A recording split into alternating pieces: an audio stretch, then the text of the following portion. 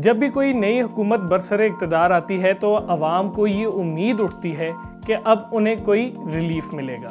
मौजूदा हुकूमत के 6 माह मुकम्मल हो चुके हैं। आइए देखते हैं मौजूदा हुकूमत ने अवाम को क्या कोई रिलीफ फराम किया।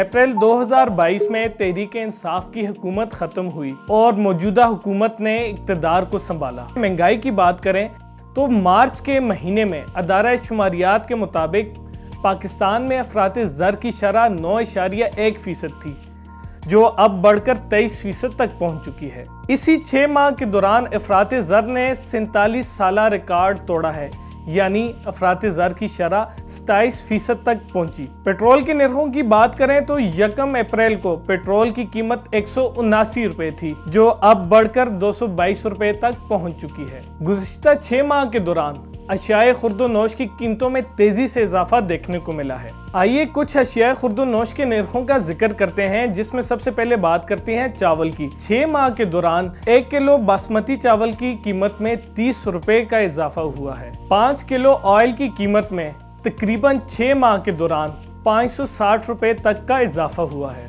और सबसे ज्यादा इजाफा दालों की कीमतों में देखने को मिला है। आटे की रेट में कमी तो हुई, मगर 20 किलो थैले के साथ सिर्फ 5 रुपए की कमी। पाकिस्तान में सैलाब ने बड़े पैमाने पे फसलों को तबाह किया है, यानी आइंदा आने वाले दिनों में सब्जी और फ्रूट की कीमतों में वाज़े इजाफा होता दिखाई देगा। मौजूदा हुकूमत ने बिजली के बिलों से फ्यूल एडजस्टमेंट तो ख़त्म कर दी, मगर इसके साथ साथ स्लैब सिस्टम के निज़ाम को भी ख़त्म कर दिया, जिसके बाद सार्फ पहला यूनिट इस्तेमाल करेगा तो उससे 21 रुपये 47 पैसा वसूल किए जाएंगे।